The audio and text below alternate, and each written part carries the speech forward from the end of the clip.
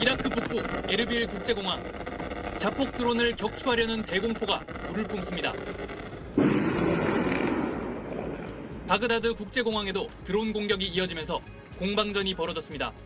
이처럼 친이란 무장 세력이 이라크 주둔 미군을 겨냥한 공격을 계속하자 현지 주둔 미군이 무장 세력과의 지상 교전에 나섰다고 월스트리트 저널이 보도했습니다. 2003년 이라크 침공으로 8년 전쟁을 치른 이후 미군이 이라크 본토에서 지상전에 돌입한 건 이번이 처음입니다. 바레인의 국영 석유회사 밥코의 정유 공장에 이란의 미사일이 떨어져 검은 연기와 화염에 휩싸였습니다. 석유 정제 시설이 파괴되면서 생산 차질이 빚어져 밥코 측은 불가항력, 즉 공급 계약 불이행을 선언했습니다. 바레인에선 계속된 이란의 드론 공격으로 민간인 30여 명이 다쳐 정부가 대피 명령을 내렸습니다. 아랍에미리트 아부다비에도 드론 파편에 2명이 다치는 등 걸프 국가들은 이란의 자폭 드론과 미사일이 계속 날아들고 있습니다. 아랍에미리트 국방부는 드론 요격 영상을 공개하기도 했습니다. 이스라엘은 이란 전역과 친이란 무장 세력 헤즈볼라 거점인 레바논에 대한 공습의 고삐를 늦추지 않고 있습니다. 전쟁 발발 이후 지금까지 이란에선 1,255명, 레바논에서도 400명 넘게 숨진 걸로 알려졌습니다. حتى النساء حتى الكل بدنا نقاتل ما بنترك ارضنا هاي ارضنا هاي عرضنا هاي كل شيء. 한 인권단체는 이스라엘이 국제적으로 사용이 금지된 백린탄을 레바논에 투하해 인명을 살상하고 있다고 주장했습니다. 이란의 공격으로 중상을 입었던 미군 2명이 추가로 숨지면서 미군 전사자는 8명으로 늘었습니다. SBS 권민규입니다. 폭격의 잔해 속에서 이란이 선택한 카드는 결사항전이었습니다. 모스타바 하메네이의 최고 지도자 선출은 대내적으로는 정부가 여전히 작동한다는 신호이자 미국을 향해선 갈 때까지 가보자는 선포입니다. Hardliners in that system now have the upper hand. Not only are they saying they're going to continue this fight, at least in the short term militarily, but they're also saying politically they have a game plan. 역설적이게도 트럼프의 참수작전은 벼랑 끝에 몰렸던 하메네이 체제를 오히려 결집시키는 결과를 낳았습니다. 심각한 경제난과 폭력적 시위 진압으로 민심을 잃었던 아야톨라 하메네이는 폭사 직후 단숨에 이슬람 시아파의 순교자로 격상됐습니다. 군부 강경파 역시 복수의 기치를 전면에 내걸고 권력 내 존재감을 한층 더 키웠습니다. 체제에 대한 불만 세력들이 외세가 우리 지도자를 날렸는데 지금 내가 체제를 바꾸자고 말하는 게 온당한가? 이렇게 생각 가능성이 높아진 거죠. 온건파로 분류되는 페제시키안 이란 대통령이 걸프 주변국에 사과하며 정세 관리에 나섰다가 군부의 거센 반발에 부딪혀 하루 만에 입장을 강경하게 바꾼 것도 같은 맥락입니다. 이런 분위기 속에서 온건파의 입지는 당분간 더 위축될 거란 분석입니다. ایرانی‌ها ممکنه با هم اختلاف داشته باشن اما ایرانی‌ان اینا پای ایران ایستادن پای تجزیه ایران با شما همکاری نمی‌کنن.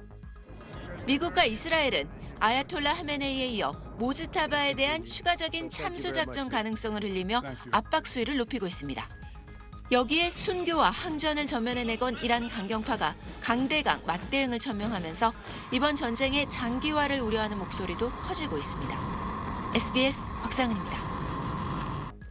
앞서 보셨듯이 하메네이의 차남이 최고 지도자로 선출된 건 이란이 결사항전하겠다는 뜻을 드러낸 것으로 풀이됩니다. 그렇다면 이제 미국은 어떻게 움직일까요? 워싱턴을 연결하겠습니다. 이한석 특파원, 트럼프 대통령은 어떤 메시지를 내놨습니까? 네, 트럼프 대통령은 모스타파 체제를 수용하지 않겠다는 입장을 재확인했습니다. 미 ABC와의 인터뷰에서 이란의 새 최고 지도자가 미국의 승인을 받지 않으면 오래가지 못할 거라고 거듭 경고했습니다. 이 정당성은 부인한 건 물론이고 아버지 하메네이처럼 제거할 수도 있다는 뜻으로 읽힙니다. 이란의 농축 우라늄을 제거하기 위해 특수부대를 투입할 수도 있느냐는 질문에도 모든 선택지가 열려 있다며 가능성 부인하지 않았습니다. 이란이 모스타파 체제로 강한 이 반미 저항을 이어가고 있고 트럼프도 초강수를 두는 이 강대강 충돌 가능성이 더 높아졌습니다. 트럼프 대통령의 기대와 달리 이란의 지도부는 더 강경해졌습니다. 그렇다면 전쟁은 더 길어질 수도 있는 건가요? 트럼프는 당초 이번 전쟁을 4, 5주 정도 안에 끝내겠다고 했지만 이번엔 잘 모르겠다. 네타냐후 이스라엘 총리와 상의해서 결정하겠다는 식으로 말끝을 흐리고 있습니다. 트럼프는 종전 조건으로 4가지를 언급해왔습니다. 이란 핵시설과 군사시설은 심각한 타격을 입었습니다. 하지만 하메이니 차남 무스타파는 더 원칙적이고 강경한 인물이고요. 또 이란 내부 봉기도 이번 전쟁으로 더 기대하기가 어려워졌습니다. 결국 친미 정권 수립 목표는 점점 더 멀어지고 있습니다. 때문에 미국 내부에서도 이란의 장기전 전략에 미국이 끌려 들어가고 있다는 분석이 나오고 있습니다. 이런 와중에 유가는 계속 폭등하고 있습니다. 여기에 대해서 트럼프 대통령은 뭐라고 했습니까? 표면적으로는 유가 상승은 일시적이고 작은 문제다. 전쟁 끝나면 급락할 거라고 말합니다. 그런데 이스라엘이 이란 석유 저장고 30곳을 무차별 공습하자 미 행정부 내에서 격앙된 불만이 터져 나왔다는 보도가 나왔습니다. 불길이 번지는 영상들이 불안을 조성해 유가 상승을 부추길 수 있다는 건데 겉으론 태연한 척해도 11월 중간 선거를 앞두고 유가 폭등이 불러올 민심 이반을 트럼프 행정부가 상당히 부담스러워한다는 신호로도 볼 수 있습니다. 워싱턴에서 전해드렸습니다. 이스라엘이 이란 연료 저장 시설을 대규모로 공습한 데 대해 미국 정부가 강한 우려와 불쾌감을 드러냈다고 미 정치 전문 매체 악시오스가 보도했습니다. 악시오스에 따르면 이스라엘 공군은 현지 시간 7일 이란 전역의 연료 저장 시설 약 30곳을 타격했습니다. 이번 공격에 대해 미국에 사전 통보하긴 했지만 실제 공격 규모는 미국의 예상을 크게 넘어선 수준이었다고 매체는 전했습니다. 한 미국 고위 당국자는 매체에 좋은 판단이었다고 보지 않는다며 불만을 드러냈고 또 다른 이스라엘 관계자는 미국 측 반응이 사실상 이게 대체 뭐 하는 짓거리냐라고 심한 말을 하는 수준이었다고 말했습니다. 이번 공습은 전쟁 발발 이후 약 8일 만에 나타난 양국 간 첫 의미 있는 이견으로 평가된다고 악시오스는 전했습니다. 이스라엘군은 성명을 통해 이번에 공격한 연료 저장 시설은 이란 정권이 군을 포함한 여러 기관에 연료를 공급하는 데 사용하는 시설이라고 주장했습니다. 공습 이후 테헤란 곳곳에서 대형 화재가 발생했고 수도 일대가 짙은 연기로 뒤덮였다고 현지 매체들은 전했습니다. 미국 정부는 일반 시민이 사용하는 에너지 인프라를 공격한 게 전략적으로 역효과를 낳을 수 있다고 우려하고 있습니다. 이란 내부 결속을 강화할 뿐 아니라 국제 유가 상승을 촉발할 가능성이 있다는 판단에서입니다. 이번 공격 대상은 원유 생산 시설이 아닌 연료 저장 시설이지만 불타는 저장 시설 영상이 공개되면서 미국 정부는 국제 유가 상승 압력을 키울 수 있다는 우려를 하고 있습니다. 트럼프 대통령 측근은 악시오스에 대통령은 이번 공격을 탐탁지 않게 보고 있다며 석유를 태워버리는 장면은 휘발유 가격 상승을 떠올리게 한다고 말했습니다. 이란 측도 강하게 반발하고 있는데 이란 정부는 이란 석유 인프라 공격이 계속될 경우 중동 전역의 에너지 시설을 겨냥한 보복 공격에 나설 수 있다고 경고했습니다. 그러면서 자신들의 보복이 현실화할 경우 국제 유가가 배럴당 $200까지 오를 수 있다고도 주장했습니다. 미국 정부는 이번 사안을 두고 이스라엘과 고위급 정치 채널을 통해 입장을 조율할 예정이라고 악시오스는 전했습니다. SBS 김민정입니다. 트럼프 미국 대통령이 조금 전 이란 전쟁이 마무리 단계라고 말했습니다. 워싱턴 연결해서 이 발언 자세히 알아보겠습니다. 김용태 특파원, 일단 트럼프 대통령이 조금 뒤에 직접 기자회견을 한다고요?